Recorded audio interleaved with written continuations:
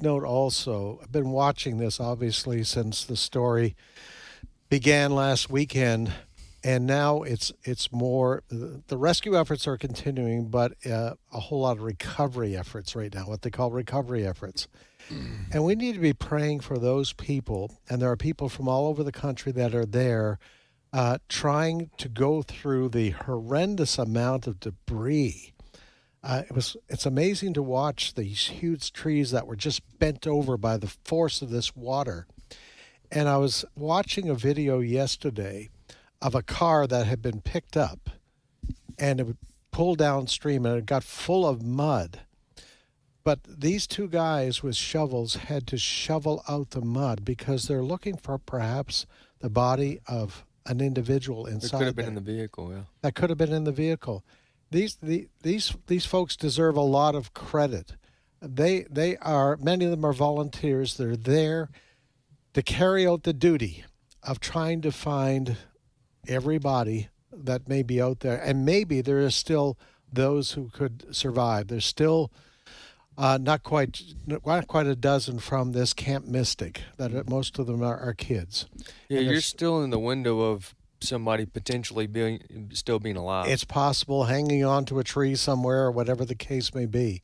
But they've started to show the pictures of some of these kids that are missing still. Well, I wanted to add this. I know there are a number of you that are listening that want to know what you can do beyond praying for them. And we covered on our news network earlier this morning that 8 Days of Hope, Steve Tiber said they have full intentions on making this a priority, and they're going to be a part of whatever God allows through working with locals there. However, they can't just rush in while the recoveries and the potential looking for others. So they're having to wait for that to settle down. And once that's done, then you can look forward to possibly, for those that have the time or the vacation hours, or maybe the Lord leads you to help out through working with 8 Days of Hope. Yeah. Ray? Well, at a moment like this, you thank God for the Samaritan's Purse people. Southern Baptists have this rapid rescue. The Cajun, what is that? The Cajun Navy. I'm trying to think of the name of that group. They're on the scene there. Wesley, you've got rescue, finding the survivors. You've got recovery in the case of those who do not survive. But then you've got the rebuilding, which is where 8 Days of Hope is going to come in so important. This rebuilding down there is rescue, recovery, but the rebuilding is not going to happen in days. It's going to take weeks and months and maybe even years. So there are many ways for us to help, and we all ought to be praying. I was just looking at, I've never been there. Have any of you guys been to this, how do you pronounce it? Guadalupe River area. It's very beautiful, hill country of Hill Texas. country, yeah. Vacation territory. Yeah, a lot of canoeing and rafting, and you're right, fishing and camping. A lot of I remember reading about an RV park, or probably multiple RV parks that were flooded. But what struck me was the width of the river is in some places only like 40 or 50 feet. Okay, and I can't imagine it being very deep either. So, thus the flood, they call it flash flood city basically, because this happens regularly. Not what happened the other day, but it does have flash flooding, so people are used to that with this particular river. But you're talking about from 5 to 11 inches of rain falling on one area and without stopping, and then that caused, that of course that would flood anywhere, but that's what caused the wall of water.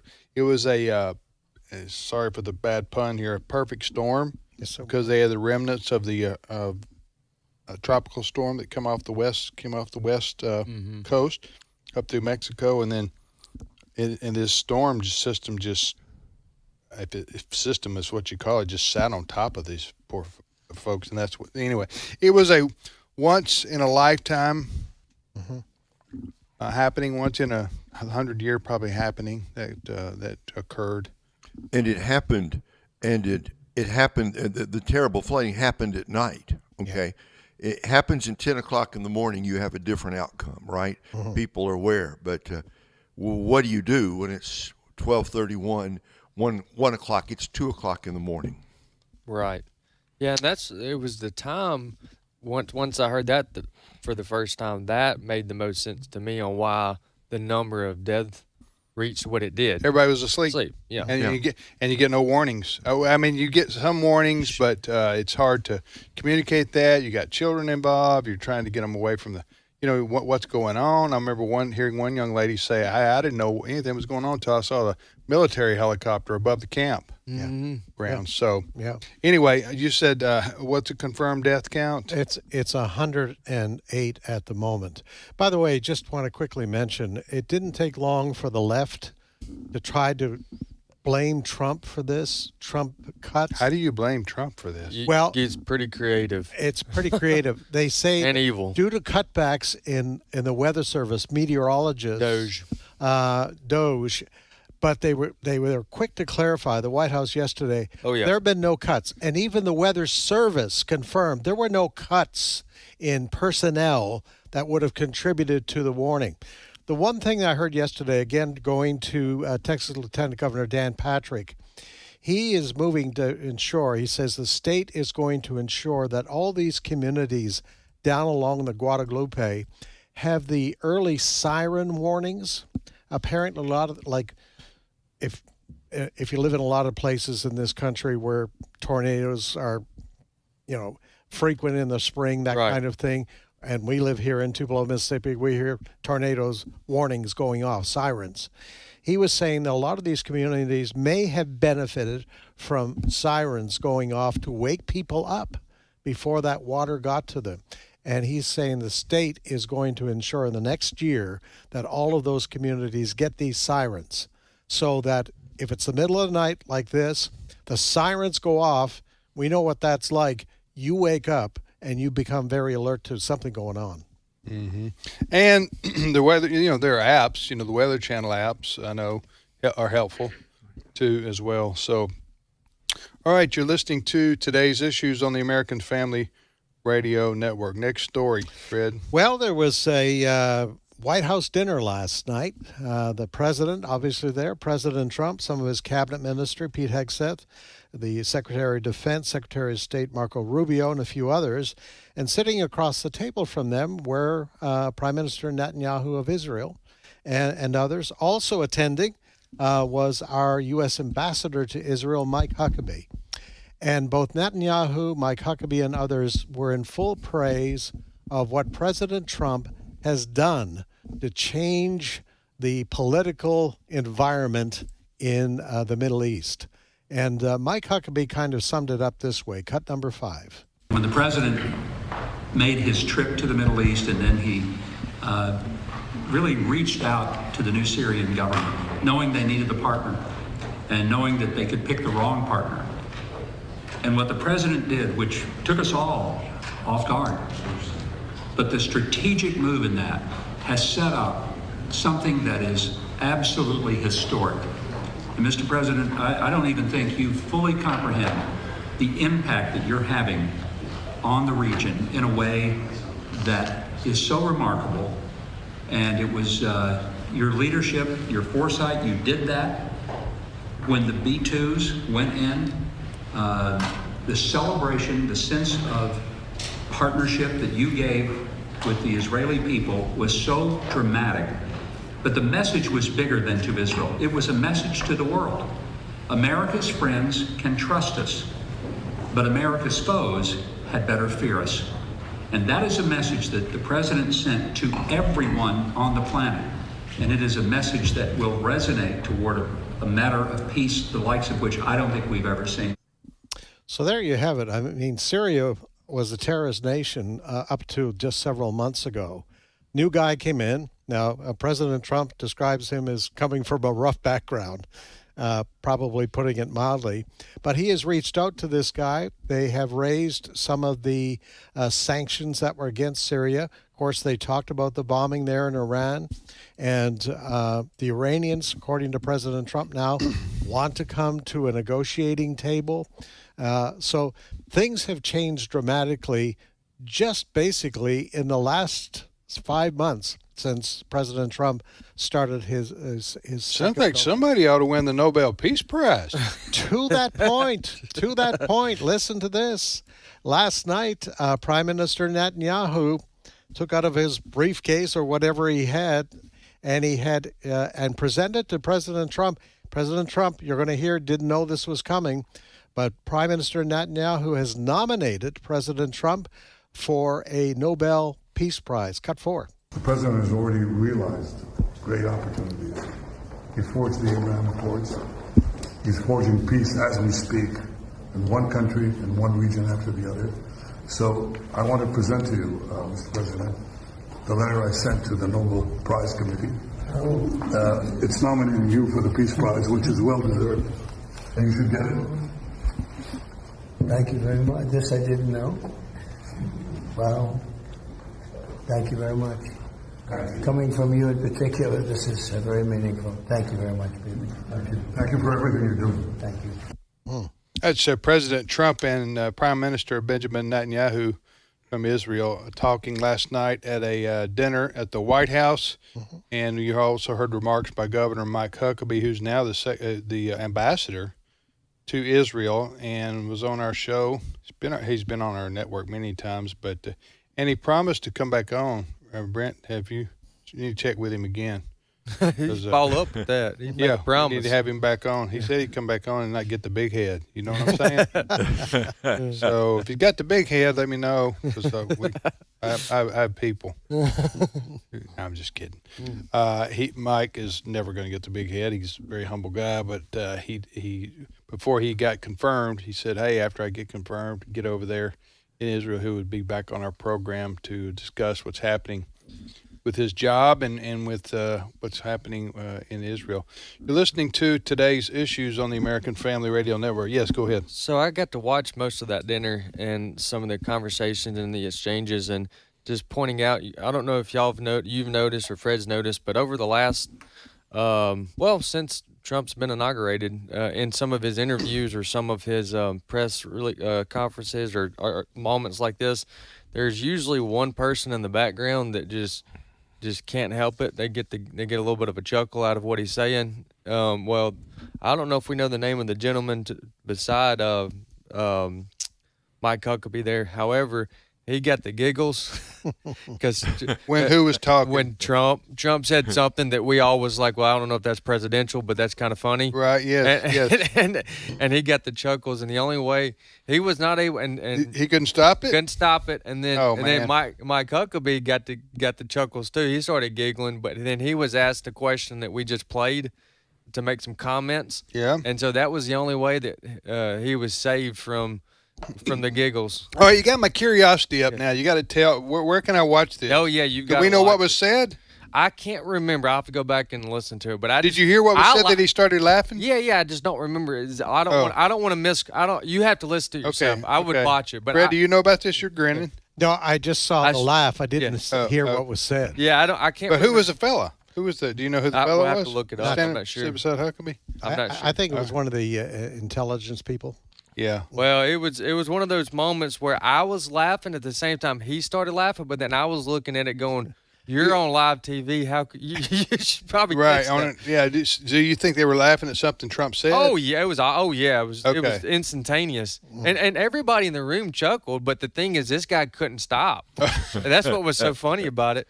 He couldn't stop himself. It was quite funny. Do you know Mike Huckabee? Ray, you guys both. Just I've been on with you when we've interviewed him once or twice. Yeah. That's it. But love him. He's the perfect for this moment in history. He's the perfect ambassador to Israel. He was a Southern Baptist minister in Arkansas. Then he was he a statewide official before he became a governor? Was he like lieutenant governor or something like that? I can't remember. I'm trying to look and see. I do know it was about that time, either in the he was governor of Arkansas from 96 to 2007. And it was during that, it was prior to that time, probably in the early 90s, that my dad, Don Wildman, who's, passed away, but Dad got to know then Mike Huckabee, Pastor Mike Huckabee. Mm-hmm. They got to be good friends over those years, and then Mike became governor of Arkansas, and then, of course, he ran for president a couple of times. Mike did on the Republican side. Obviously, he didn't win, but he ran a good race, and then got to be good friends with then candidate Trump and then President Trump, and earned the trust of Trump enough to be appointed ambassador to Israel. And I've got to think this is Mike's dream job. It is, and President Trump last night just praised Mike Huckabee and said how much the Israeli people love him, because Mike Huckabee is unapologetic in his support for the Israeli people. At an incredible time, as he was pointing out, Mike Huckabee was just in the clip we just heard there, because one of the questions from reporters last night before this dinner was, where they stand on the two-state solution. Yeah, Prime Minister Netanyahu was very clear. He says Israel's going to maintain control of the whole area. That's it. And everything that relates to our security. Yes, yes. Mike Huckabee, in his interview with us, Tim, back there a few months ago, he made it pretty clear, too, that there can't be a two-state solution when you have one side that hates the other and wants to wipe the other side off the face of the earth. So, But right now is a climate where they seem to believe, these people around that table last night, they actually seem to believe there is a possibility of at least a period of peace in the Middle East. Yep. So that's encouraging. Yeah. The rumor is that President Trump's going to, he's going to appoint to Gaza as far as an ambassador. Have you guys heard this rumor? Is this a joke? Huh? You serious? Yeah. Who? No, Elon Musk is. I knew. He's. That's. I'm just saying that's rumor. Okay, I can't confirm that. It's certainly a rumor. But he started right here on AFR. A Tesla in every garage. Don't quote me on that. I'm just saying that's out there. We're just saying. We don't really know. Yeah, just saying. Just saying. Elon Musk has been rumored to be the new ambassador to Gaza, appointed by President Trump. Whether he would take that job, I don't know. But anyway. We're just kidding, folks. Yes. All right, so we're going to take a short time out right here. Dr. Alex McFarland will be with us also coming up after the break. You are listening to the radio program Today's Issues on American Family Radio. Tim, Wesley, Fred, and Ray. Wesley and Fred are donning the same colors today. Yeah. Is that a teal? What is that, an emerald? Summer What is color. that? It was a memo that came out.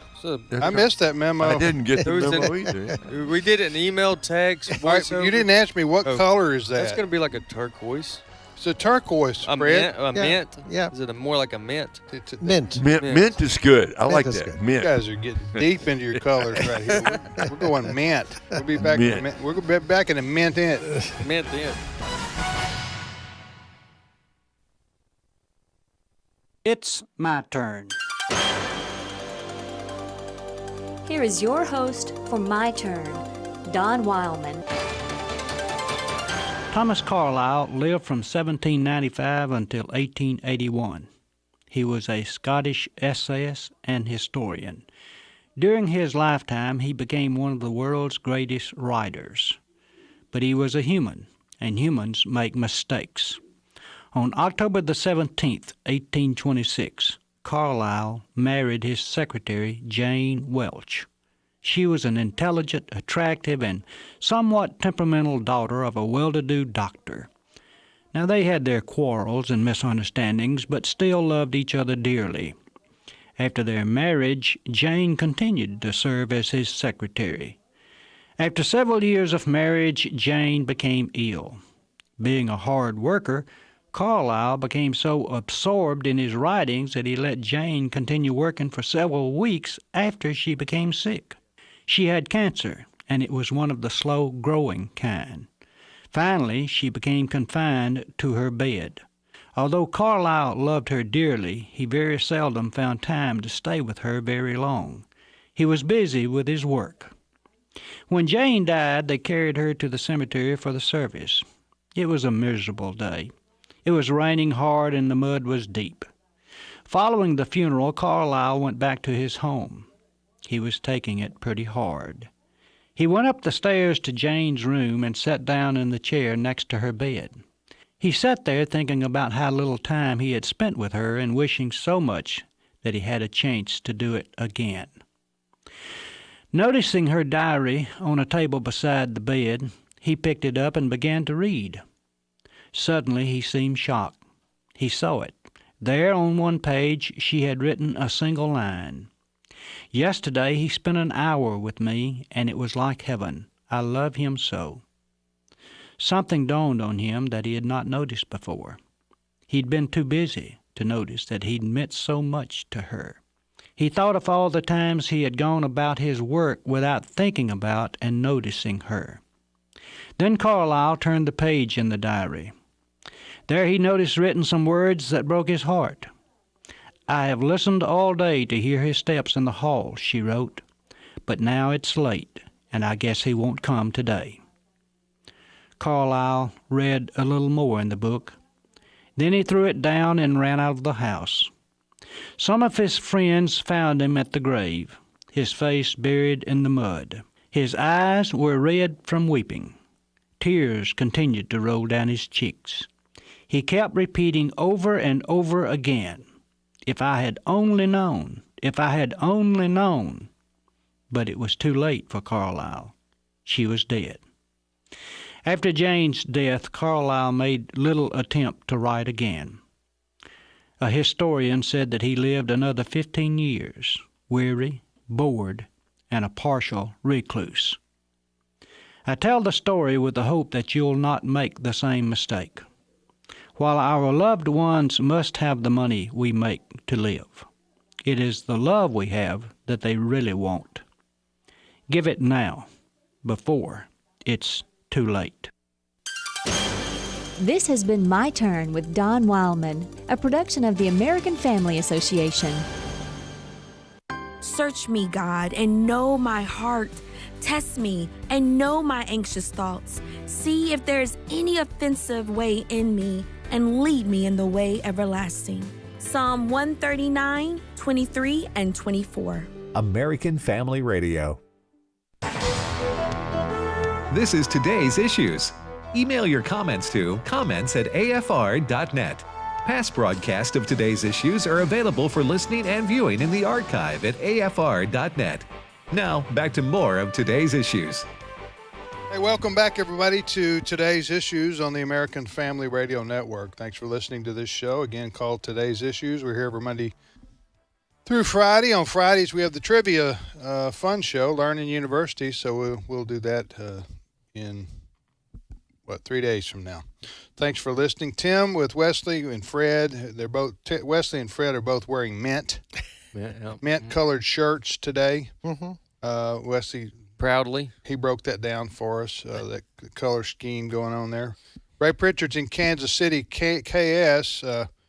Ray, have they ever stopped doing that, what do you call it, that racing downtown where they burn tires around circles?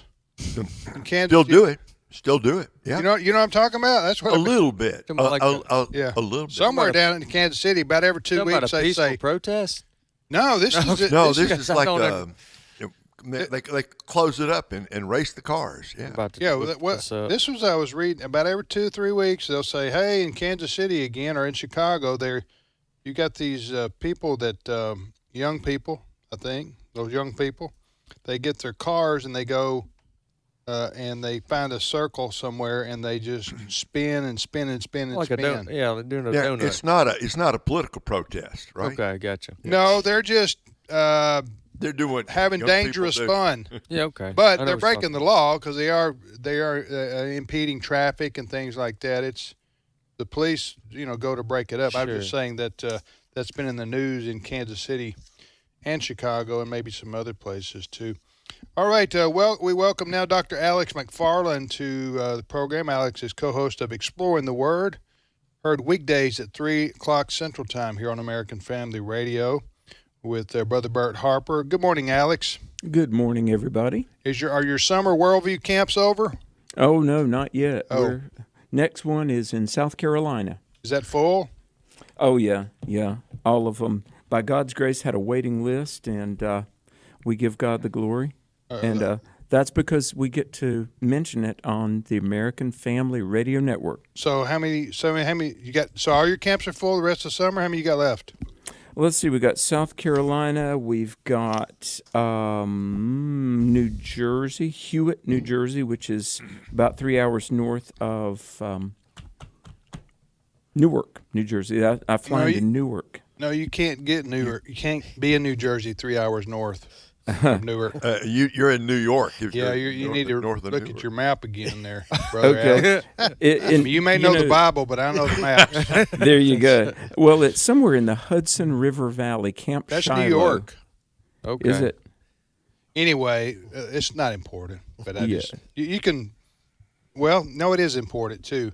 So where are you talking about? Tell me the name of the place. I'll type it in. Camp Shiloh, or Shiloh Christian Camp, and it's you fly into Newark and drive at least a couple of hours. Last year was the first year. So we've got South Carolina, we've got Iowa, Cedar Falls, which is near Cedar Rapids, coincidentally, and then we've got Hewitt, New Jersey, which is August 17 through 20. And that wraps up the camps this summer. We had 36 kids in Montana that got saved, and then a couple of weeks ago we were in Georgia, and we had great. I'm not going to name the name. Listen to this. In Temple, Georgia, 3 years ago, we had a mother call us, and she said that her son is transgender and transitioning, and could he come? And we weren't sure if it was somebody sort of trying to make trouble. We prayed about it. We talked with the camp in Georgia. Anyway, we said, look, he may come, but you guys are going to have to stay in a hotel. We're not going to let him stay in the boys' cabins, and we're certainly not going to let him stay in the girl. Anyway, long story short, this young person, I led this young man to Christ 3 years ago, and he's come, and just 2 weeks ago in Georgia, all-American guy. He said to me, Tim, and I give God the glory, he said, you saved my life. And I said, no, the Lord did it. But he's going to college. He's born a guy, living as a guy, a Christian guy for Jesus. But, very often it's great when 36 people at once walk the aisle, but much of the Great Commission happens just one soul at a time, doesn't it? Yeah, absolutely. Yeah. By the way, there's a Shiloh Christian Family Campground. Yeah. In Eaton, New York. So it is over in New York then, isn't it? Yeah, you might want to get that straight before you head up there. We were there last year, and so I know I flew into New Jersey. Okay, you probably flew into Newark. I think I did. And the funny thing, last year when I was coming home after that camp, I'm back in the Newark airport. It's like 6 a.m. I had an early flight. A lady comes up to me and she goes, hey, aren't you on AFR? We live in Dallas and we listen to you and Bert. And I remember, and I get this a lot, but so for some reason I flew into Newark, even though that camp I realize is, and by the way, it's such a beautiful part of the country. When you think of New Jersey and New York, I think people think of Manhattan or whatever. I'm telling you, in upstate New Jersey and upstate the Hudson River Valley, there is some beautiful country. Oh, absolutely. The Hudson River Valley, you're right. You get outside of concrete jungle, as it were, and get out into the countryside. It's a beautiful part of the country. All right, you're listening to today's issues. Tim, Wesley, Fred, Ray, and Alex. All right, I'm going to get, and I know when I say this, people go, yeah, right. I'm going to get serious now for a minute, okay, because I'll hold you to that. Okay, you hold me to that. I do want to talk about something serious, which has been it's kind of the question that people ask, both, I think, people who don't know the Lord and people who do know the Lord. And we ask the same question, maybe coming at it from a different attitude or perspective. But Alex, I have to ask you, when tragedies like what happened in Texas strike, and you see so many innocent people, particularly these children, die, just by drowning in a flash flood river that flash floods, and you at a Christian camp, and you go, where is God? Why didn't God protect these poor children? So when that question is asked, and I think people who are veteran Christians, who are seasoned believers, who've studied the Word, who've heard sermons, and so forth, we have a lot. I'm not bragging, I'm just saying, but we have a lot of perspective, historical and looking back at our own lives and so forth and so on, to understand. Not that we have all the answers, but to understand the context of that question that I asked and what the Bible says about it, even if it's sometimes we don't fully even grasp that. But what do you say, Alex, when somebody, a non-believer, for example, ask a question like that, or a believer? What do you say in response to that? Well, and Tim, I'm so glad that you're willing to go there and talk about this, because, obviously now the death toll in Texas is 100 or more, and certainly everyone's heart hurts to think of the teenage girls and the children at the Mystic Christian Camp. Yesterday on Exploring the Word, Bert and I had an AFR listener, a dear brother named Lee Puckett, who lives near there, and he was on Exploring the Word yesterday, kind of giving a on-the-ground report and asking people to please pray. And invariably the human response is, why? Why would this happen? And, I think it's only right to say we don't completely know. I mean, we know it's a fallen world.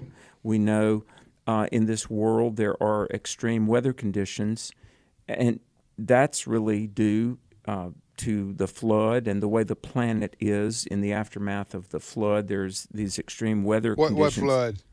Well, the flood of Noah. The flood of Noah, okay. Yeah, because the earth is on a 23-degree tilt, and there's, different weather patterns, and there's rainfall and sometimes flood.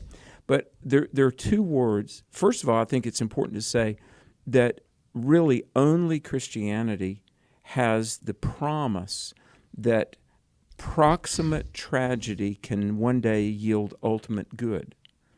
And I realize when a human heart is broken, it's hard to even think this way. But, I mean, here's our options. Atheism says there is no God and just stuff happens, deal with it. And then Eastern religion and Hinduism would say, reality is an illusion. But that's not a great comfort. Christianity says, bad stuff happens. It's a fallen world. But we have a Savior who laid down his life for us, and even though we're in pain and heartbreak sometimes through life, if we are willing to entrust our present and our future to God, we have the promise of God, who cannot lie, that ultimately he brings good. I think in the Old Testament there's Genesis 50 where Joseph told his brothers, you meant it for evil, God ultimately turned it to good. Romans 8:28. Ultimately. Now, Christianity is not the promise of a pain-free life, but it is the promise not only of a home in heaven one day, but even in this life, if we, with the help of the Holy Spirit, if we allow God, he will heal our heart, wipe our tears away, and God will bring good out of tragedy. I don't completely know. But why didn't God stop the tragedy in the first place? I think that's what people want to know the answer to, because if we're praying that God do something now subsequent to the disaster, sure, and we're saying he has the power to do that, then you have to ask, well, why didn't he have the power to stop this disaster from happening in the first place? That's the Ray, is that an unanswerable question, or is that just how do you answer something like that? I think Alex has already covered this. There are questions like that are hidden in the heart and mind of God. There's an old gospel song, and I'm not saying this is the kind of answer I would give to somebody, but it's an old gospel song that says, we'll understand it better by and by. That's not just sweet words in a song. That's a promise that we are coming into a time, a different world, where God will show us things. I was thinking to myself about the question of why doesn't God explain himself? What answer could God give right now to a grieving parent? And there are many grieving parents who have lost children. What I don't think we could understand in this life, even if I don't think we have the capacity in this life to understand that we will have in the next life. And so we point people back to God, and we tell them we tell them the truth. If you turn away from God in the moment of heartbreak, how will that make things better? It will not make anything better. Things can only get worse if you turn away from God. But if you turn to him, you will find peace and hope and a ground for understanding things that you can't find anywhere else. Wesley, did you want to say something? Yeah, in your mint shirt. My mint shirt. Yes. A couple things. I thought we were supposed to be serious. We are. You seriously have on a mint shirt. Oh, okay. But you made me laugh, so then I just assumed that. Okay. Don't blame you laughing on me. Okay.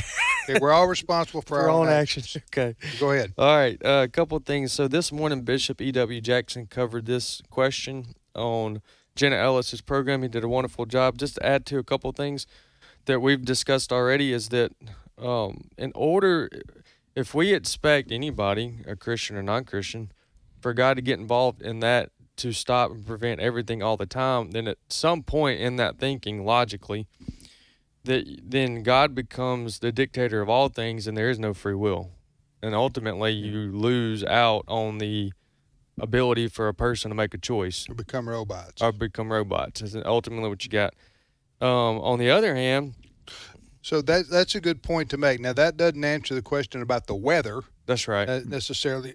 But God does allow for humans to make choices. And I mentioned this yesterday. Folks, we're talking about, the elephant in the room, I guess you could say, is especially for Christians understanding what is the biblical response to tragedy. I mean, what are we supposed to believe and how are we supposed to handle this? And of course, as Ray mentioned earlier, it's personal sometimes with people, especially these families that are suffering because they lost loved ones in this flood situation. But I mentioned that in kind of in what you're talking about, Wesley, God does allow us. We're free will. We're free agents to do what we want to do here on planet Earth. Believers and non-believers. And I would just give you this example of how one thing, and everybody listening to me has got an example like I'm going to listen if somewhere in their life, and you go, why? But I had a first cousin, still have a first cousin who's alive, and this is 30 years ago or so, and he and his wife, they were a young couple.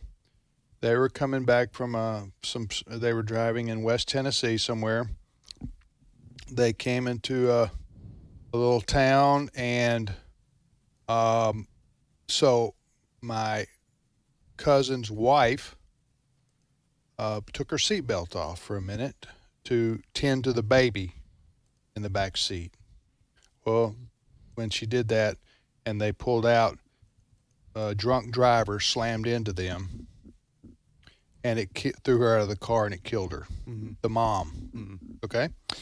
So that left my first cousin, a widower, at raising and she turned out wonderful. She's a nurse in the Memphis area and everything like that. But what I'm saying is that, and they're believers. They were believers, but the choice of that man to drink and drive impacted other people's lives forever. Sure. You see what I'm saying? To your point, Wesley, about we have free will. And that goes on day after day all over the world. I'm just saying that, and God doesn't stop the natural consequences from that happening often. Now, sometimes he does, and I mentioned before, Alex, when God does intervene supernaturally to stop something that otherwise would have happened, and who knows how many times that happened that we don't know about. Amen. But I mean, that's called a miracle. But miracles are rare, because if they were every day, all day, they wouldn't be miracles. It wouldn't be miracles. As I said, Ed and I were talking about this yesterday. Jesus raised Lazarus from the dead, but guess what? Lazarus died again. You know what I'm saying? So I'm saying that our choices and other people's choices throughout everyday life have consequences that are often negative, sadly, and tragic sometimes. That can be explained. So you can explain things happening in that way. Right. So that's a long-winded answer to that. You know, there's a couple other. Well, there's more than a couple. There's Bible verses. There's a lot of Bible verses on this topic. You've got the one where it says that rains on the just and the unjust alike. Right. And you know, also too, when it comes to a situation like this, the best theological answer is also not probably the most appropriate answer to give someone who is in that middle of that season at that very moment. Being a good listener and showing other attributes of God, because as you pointed out, you have to be a seasoned. You don't have to be, but most people need to be a seasoned Christian to understand the bigger perspective here, like the Romans 8:28. Given Romans 8:28 is probably not the best thing to do moments after someone's lost. What does that say? It says that we know that in all things God will work together for the good of those who love him and been called according to his purpose. So we know as a Christian, seasoned Christian, especially, it's much more understanding the further you are away from something, to understand, hey, we know that God's going to work out everything for his good for those that love him. So I think there's a couple of different things we're trying to answer here all at once. How do we minister to people that are going through tragedy? How do we understand it theologically? How tragedy does happen, and then the difference, and then understanding at the end of this that what I'm about to say is not the most satisfying answer, but it's a reality, and that we live in a fallen world that's broken. And I want to ask Alex, with the time we've got left, a rhetorical question, but for our audience as a whole, what will heaven look like in comparison to what happened in Texas there with the flood?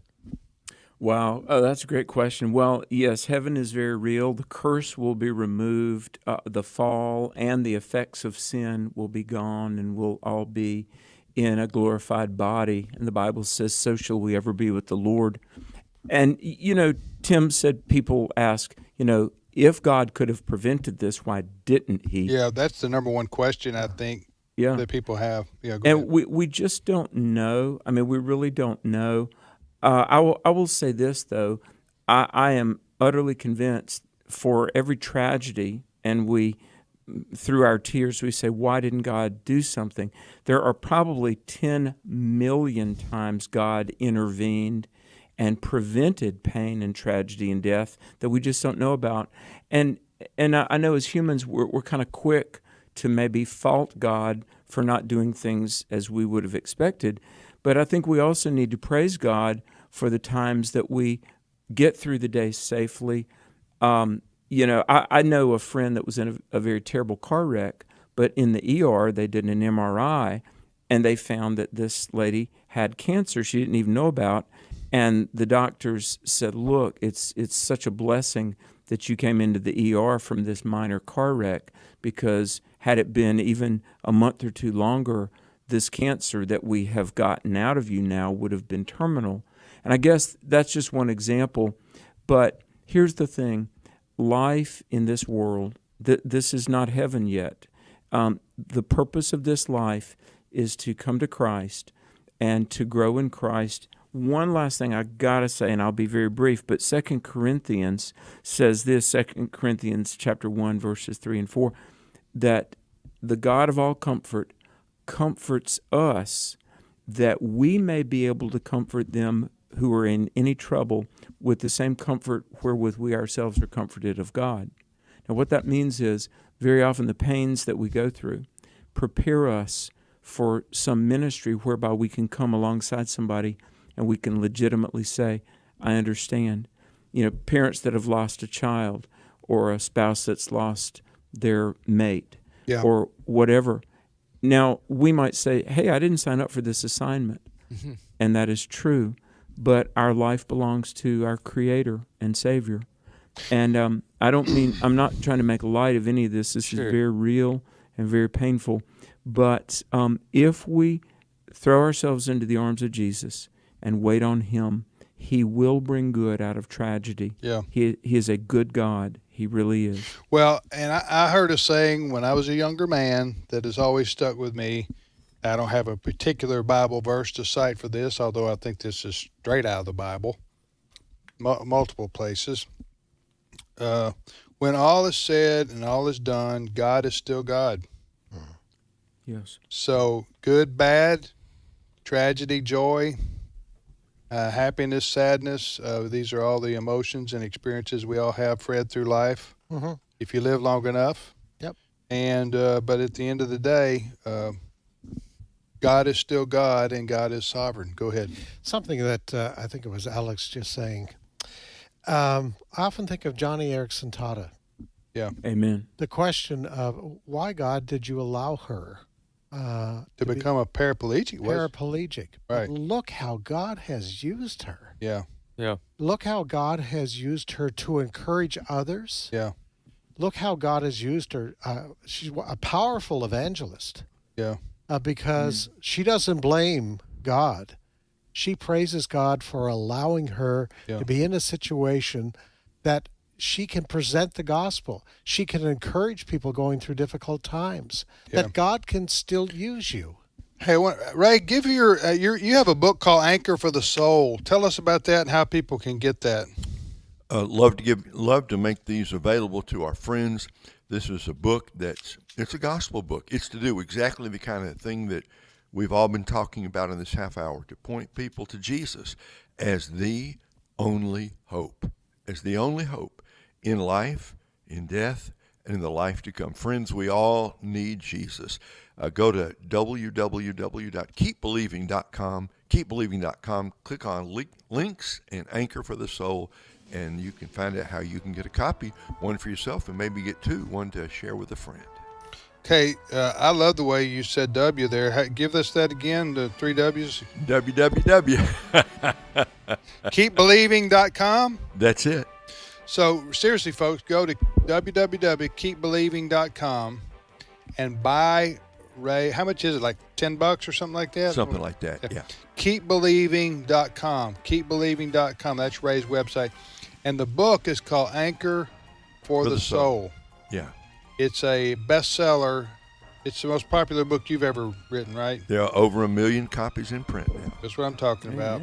Keepbelieving.com. Thank you, Alex. And remember, when you get to the Newark airport, go north. Okay. Go north. Okay? Point taken. Okay. You're up at Atlantic City, and you don't need that reputation if you go south. No. We'll be back God in a minute. bless you. The views and opinions expressed in this broadcast may not necessarily reflect those of the American Family Association or American Family Radio. Faith, family, freedom. American Family Radio. Sometimes being an insider means you understand the joke that only certain ones really know. Other times, it gets you into exclusive places. As an AFA insider, you'll get information about issues and policies that can dramatically impact our families and our Christian rights, and you won't have to travel to D.C. or even dress up to get it. Find out more and sign up at afa.net/activism. This is American Family Radio, a listener-supported ministry of the American Family Association.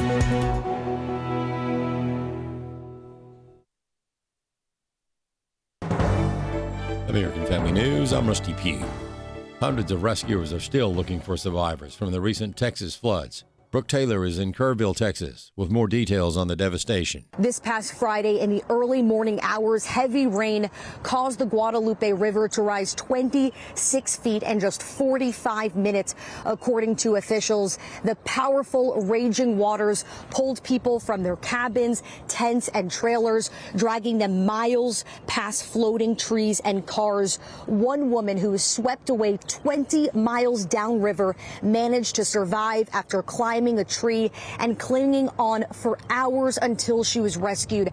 The city manager of Kerrville said it was even difficult for these first responders to battle the raging waters. A Texas congressman is reunited with his daughters after the devastating flooding in Texas. Congressman August Pfluger says 2 of his daughters were attending Camp Mystic, where nearly 30 campers and staff, many young girls, were killed in catastrophic Texas Hill Country floods, and many others are still missing. Pfluger telling America's Newsroom his daughters and their friends were able to escape safely. Their faith should be an example to all of us. And I can't imagine the pain that they're going through. And it's going to be tough to recover from this. Georgia Congressman Buddy Carter's daughters were also attending the Christian summer camp and made it out okay. President Trump is planning to visit Texas at the end of the week. In Washington, Ryan Schmelz, Fox News. Top Trump administration officials announcing the rollout of a new initiative from the Department of Agriculture to protect American farmland. The National Farm Security Action Plan aims to safeguard U.S. agriculture from foreign countries like China, whose investors own hundreds of thousands of acres of land across the country. DHS Secretary Kristi Noem calls this a national security issue that needs to be addressed. We will continue to make sure that we have the systems in place, the people in place, the experts in place, and the policies in place to make sure that this country always feeds itself, and that we always have the ability to grow our own food, and that we rely on no one else to feed the people of the United States of America. President Trump has sent out letters to other countries declaring new tariff rates on goods entering the U.S. More from Edward Lawrence. The Council of Economic Advisors here at the White House did a new report, and they found that the specifically imported goods price actually slightly fell from December of 2024 through the latest data. This is counter to what some economists and the Federal Reserve Chairman is saying. The Council of Economic Advisors broke out goods in both the PCE inflation, which is favored by the Federal Reserve, as well as the CPI inflation, which is more widely used. The White House is using this report to push back on the Fed Chairman, the trade deals and those tariffs. The president posting letters to 14 countries on Truth Social. It lists the additional tariffs each will be paying starting on August 1st. Celebrations continue over a Supreme Court decision involving South Carolina and Planned Parenthood. Chris Woodward reports. The case is known as Medina v. Planned Parenthood South Atlantic. Justices ruled 6-3 that South Carolina or any state can withhold Medicaid funds from Planned Parenthood and other so-called health care providers. Alan Parker of the Justice Foundation. They only provide abortions, basically, maybe a few other things on occasion, but they should not. The states have the right to decide who's qualified, and South Carolina absolutely said there's lots of other people who are providing good quality services in our state that people can use as their provider. The Justice Foundation represented 138 women heard by Planned Parenthood in this case. And these were women who had the courage to give us their testimonies about how they've been hurt. And then we gave those to the United States Supreme Court because Planned Parenthood basically ends up hurting women. And then we filed a second brief on the merits. And we presented the women's testimonies about how badly they were hurt by Planned Parenthood abortions and did not feel they were qualified medical providers. I'm Chris Woodward. Stocks are mixed in trading today, a day after a broad sell-off following the Trump administration's decision to impose new import tariffs. More news online at afn.net and download the AFN mobile app for your Apple or Android device. I'm Rusty Pugh. At Wesley Biblical Seminary, we believe God is raising up a movement across our nation and around the world who hold fast to the inerrancy of Scripture and the hope of holiness. We do this through bachelor's, master's, and doctoral degrees, certificate programs, and even training for lay people. So whatever your next step is in being equipped for ministry, we're here for you. And if you believe these are the kind of pastors we need leading churches in the future, we invite you to think about giving to Wesley Biblical Seminary. Learn more about us at wbs.edu. Today's Issues continues on AFR with your host, Tim Wildman, President of the American Family Association.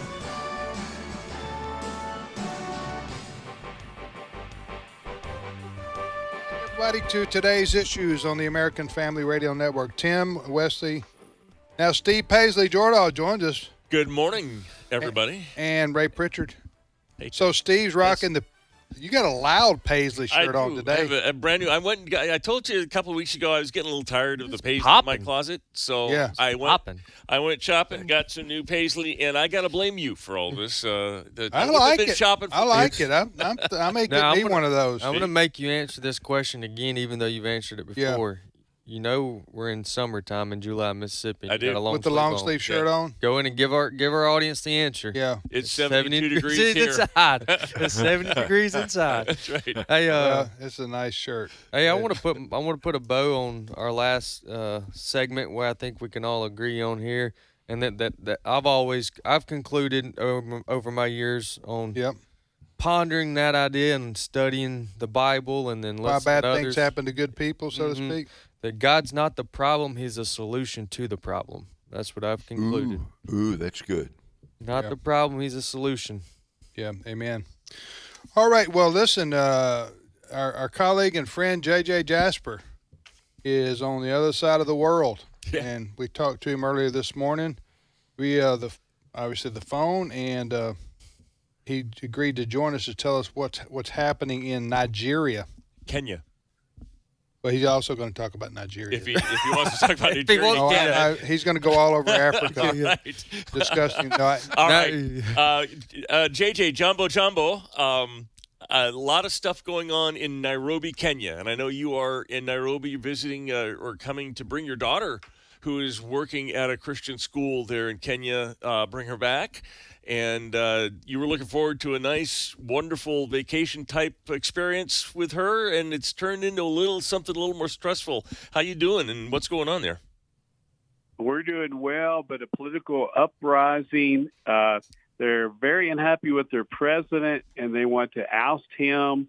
And so we heard the chatter. I heard them talking about it when I was in London on a layover, and people said, boy, you picked a bad time to go to Africa with how volatile it is. So we got here on Sunday night. Monday, my daughter Maddie, a teacher at Rift Valley Academy in Kajabi, Kenya, teacher missionary. She had taken off work on Monday, and we were going to take a couple of hours and go to a safari. Well, then we started hearing from all of the security. Rift Valley has great security. In fact, some of their security, it's the off-duty people that are at the American Embassy, and they have a guard. They've got razor wire. The entire campus is fenced in. They've got German Shepherd dogs. But the head of security reached out, and they said that there is a planned insurrection. They're going to be blocking the roads. From our driver, who we had hired, he was telling us the same thing. We were hearing it in the news, and then the head of security said it's too dangerous for you to try to drive back to the campus. And so then our driver put it in real candid terms. He said they're going to be blocking the roads with all these rocks and things, and they're going to be throwing stones, and then they'll set a few vehicles on fire, and there's going to be gunfire. In fact, there was somebody killed. We know of one, possibly more. So then we were stranded in Nairobi for a couple of days, and then last night, we were talking to the head of security. We were talking to our driver. He was calling people he knew. And our plan, they said, if we just slip out early in the morning, this morning, to leave at 4 o'clock, 4:30, to get down the road in front of, while the bad actors, while the protesters, the rioters were still sleeping. So we slipped out of a little town, Rongdan, Kenya, Africa. They're just a suburb of Nairobi. And already we saw, burning tires. We saw rubble waist high. We had to zigzag around the rubble. It wasn't quite Black Hawk Down, but it was absolutely Los Angeles-ish. And so it's a little scary when you're from America and you're driving through some of that, and just, the driver told us to stay down to avoid a stray bullet. That's not what you want to hear when you're in an Uber. But he, but we did see a lot of police presence, even at 4 a.m, and a lot of construction cleaning up some of the things that were across the road. So we made it safely. 2-hour drive from Nairobi to Kajabi, Kenya. 2 hours away, it's not a problem here. And this campus, I got a chance to do some devotions with the kids. I've got to see where Maddie lives and serves. But for the whole nation, they really need our prayers. There really is. As I mentioned, we were driving around burning tires, seeing all this rubble, and I don't know how many fatalities from Yeah, security, the intel, yeah. J.J. Jasper, our friend and colleague, joining us from Kenya, where his daughter has been serving there. What's the name of the school? It's Rift Valley Academy, an amazing school. Yeah. And so he's J.J. and Maddie there.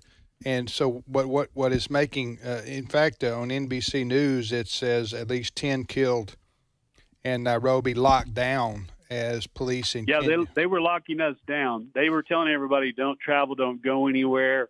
So when are you supposed to go there? When are you supposed to go to the airport? I think we're going to be in good shape. It's this weekend.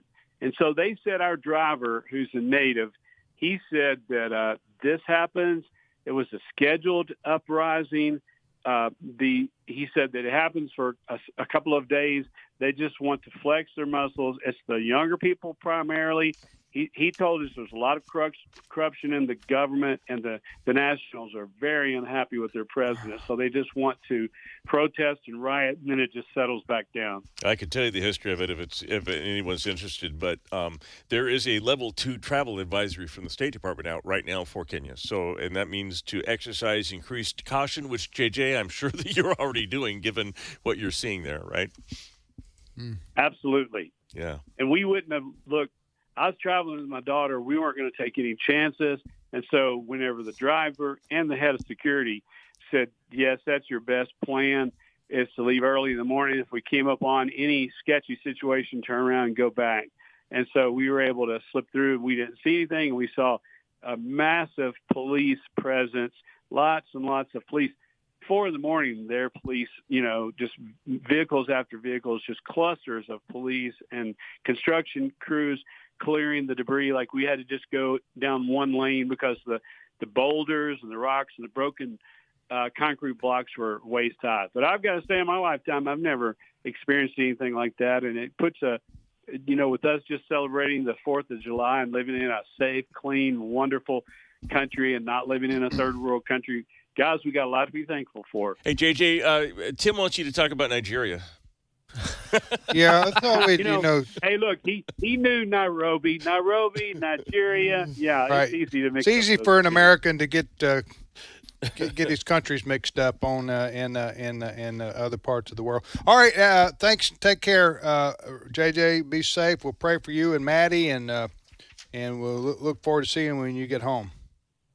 Well, we're going to make it just fine. I'm posting some pics on Facebook, JJ Jasper Official on Facebook, and we really appreciate the prayers. I didn't say much about how volatile it was. I didn't want to get Mama and church members and everybody too concerned, but we do appreciate your prayers. And we're fine now. It's going to settle down. We're going to make it back to the airport, make it home safe and sound. Okay, thank you. That's J.J. Jasper joining us. What was his Facebook page? J.J. Jasper Official? Yep, J.J. Jasper Official. Somebody got, is there some J.J. Jasper Unofficial? No, I think he's got 2 accounts. So I think he's got the one he started originally and then one he uses more for ministry, I guess. I'm not sure. I think that explains it. Ray, you ever been to Kenya? I have. I've been to Nigeria, and I've been to Kenya. And everything...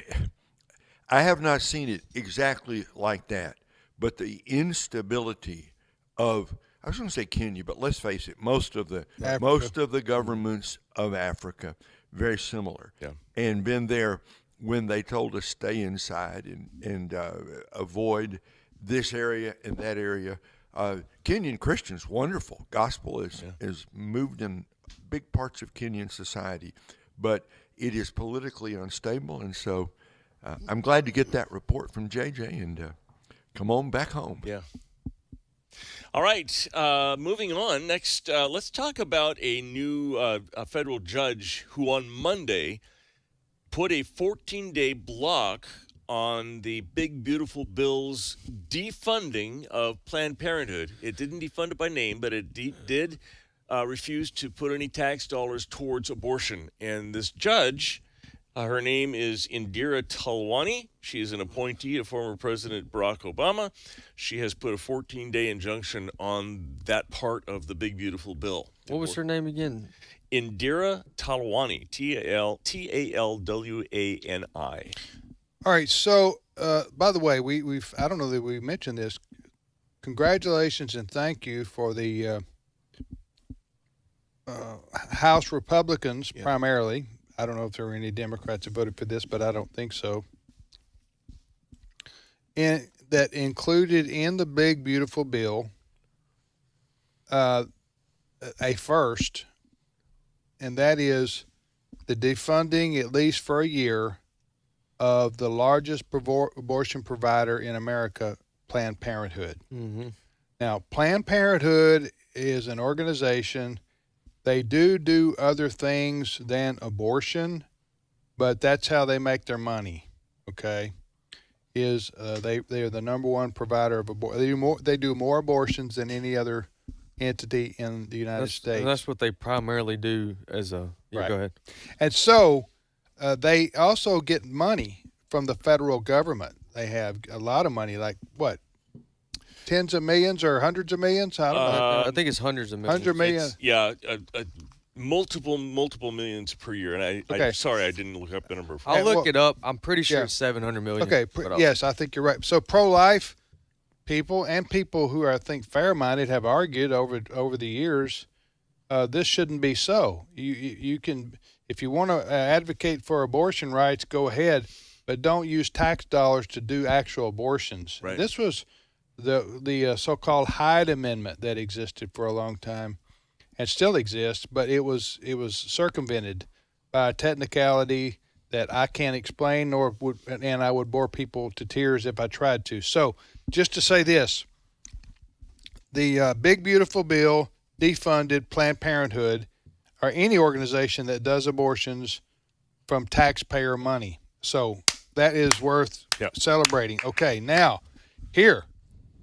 but as has happened with President Trump in the last few months, some liberal judge steps in, federal judge steps in and says, no, I'll decide what's constitutional and what's not the legislature, not President Trump and the legislature. The legislative process was carried out as it is intended to do, and this one judge steps in and says, no, I think I want to protect the abortion industry.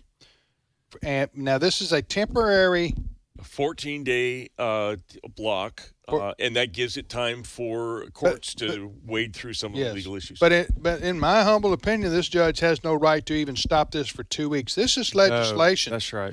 This is codified law. This is not a executive order by the president, which can change based on whoever the president is. This is legislative, statutory. So this judge is way out of line again, and will be struck down ultimately by the Supreme Court if she needs to be. Is it a she? She. Go ahead, Wesley. Yes. However, one of two things needs to happen because, as you pointed out, this is distinguishably different than an executive order like the one where Trump was sending executive order to send illegal criminals, aliens that have invaded the country back to a country of our choosing, or however that was worded. That was held up in court for a time, and then it was later. That was an executive order. Executive order. Yeah. I'm making sure we understand the difference here because I agree with you. There's a big difference. That's Trump making an executive order pretty much himself by the stroke of a pen. Okay. Now, we've already covered and assumed that that's his duties because he, as a president, is responsible for protecting our country. But that was what was held up in court. However, this is one that has, as you pointed out, has been passed through and signed by both committees. Like it's houses. Both houses. And so this is not something that just essentially one person did. Right. And so all that to say, to make the point that one or two things needs to happen. One, she needs to just be completely ignored. Or number two, the option two is that when this does go to the Supreme Court and she is ruled to be wrong, right. there needs to be there needs to be a consequence. I agree. One of the two things, because you can't just. I know. She needs to be impeached. But anyway, There's nothing about the fact that it is a law passed by Congress that precludes the Supreme Court or a federal court from taking up a case. A controversy can be one that Congress passed. And Congress could not pass a law, for example, that said we're going to reinstate slavery. Right. Because that would run afoul of the 15th Amendment plus a whole lot of other things. So there is judicial review for a valid reason, but this is not one of them. This is a discretionary spending of money. There's nothing constitutional about it or unconstitutional about it. There's nowhere in the Constitution does it say, and thus it will be required of the United States federal government to fund Planned Parenthood. Yep. No, there's nothing like that. I got our answer too. It's just north of it's just north of $300 million in taxpayer money that's primarily goes through Medicaid to fund abortions. Yeah. So Apparently. Good for the Republican in the House and the Senate and President Trump on this one. Bad on this judge. Yeah. Next story. All right, well, we got some good news. Depending on who the administration is, the federal government argues for or against the same thing. Now, the IRS said on Monday that churches and other houses of worship can endorse political candidates to their congregations. It's now okay, Ray, if you're the pastor of a church in Kansas City there, for you to say, we got a upcoming election, and you need to elect Joe Brown to as the governor of this state because the other candidate is bad for.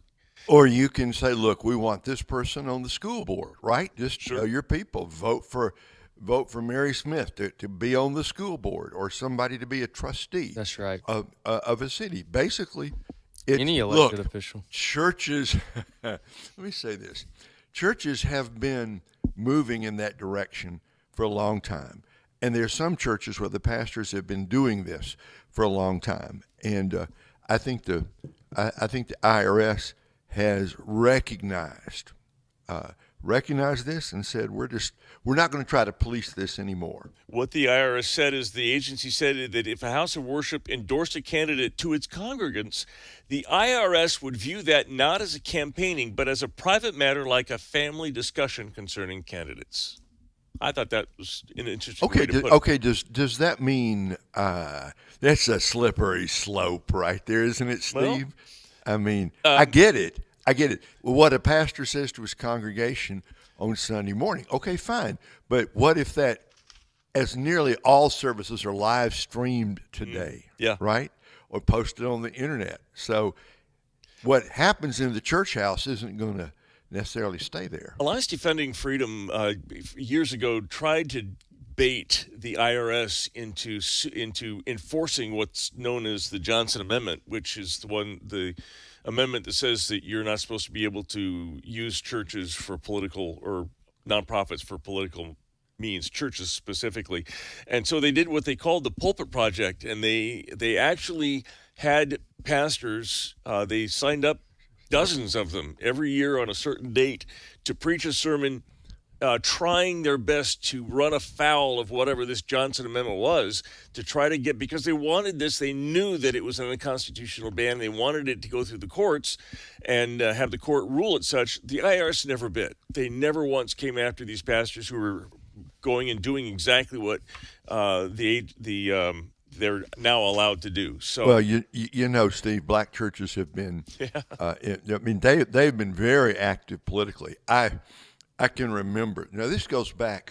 I was in seminary in Texas, so this takes us back a half a century to the 1970s. It was early November 1976. I was in the third year at Dallas Seminary, and in the town where I was serving as an assistant pastor somewhere, some little town outside of Dallas, there's a Black Baptist church that our church had some sort of fellowship with. And the pastor said, Ray, why don't you go preach for them? And I said, when? He said, it's a Sunday, first Sunday of November. I didn't think anything of it. And I went over there, and sweet congregation, friendly people. Pastor couldn't have been nicer, and great preaching environment. But I've never forgotten this. Before I before I was going to get up and preach. This was when it was Jimmy Carter versus Gerald Ford in '76. And the pastor got up and he looked at me and said, now, you might not hear this, what I'm about to say in your church. I kind of went, fine. It's your church, brother. Say whatever you want to say. And he said, now, to the congregation of my people, said, we know Gerald Ford's a good man and all this, but he said, you ought to take your friend to the polling place. You got to go in there with them. And if you see they're about to vote for Gerald Ford, you need to go in there and take their hand and move it over. It's what he said, and move it over and have them vote for Jimmy Carter. Well, that worked out well, huh? Oh, man. No surprise. I've seen stuff like that many times. Yeah. And, it didn't even bother me. It was his church. And I think the IRS is saying, it'll be interesting to see fine, right? the next Democrat administration if the IRS holds to this. It's a lawsuit that is being adjudicated, so if there's a decision in it, it will probably have some more staying power. Hey, I want to end with this. I have a new favorite band. It's called the Velvet Sundown, and they have a song out that is it's trending. It's on Spotify. It's one of the top songs. I just want to play a little bit of it. This is called Dust on the Wind, cut 15.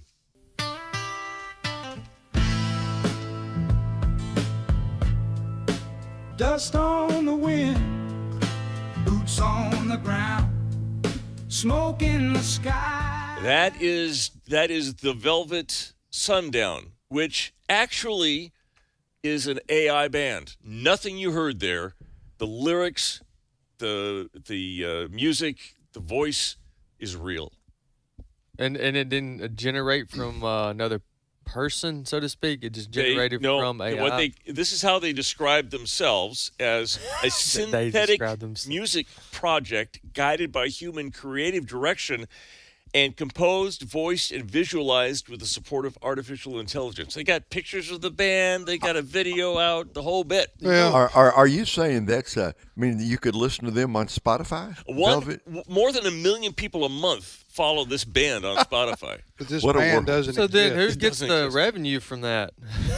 Whoever created I don't know. Somebody's racking it up. Yeah. Somebody is.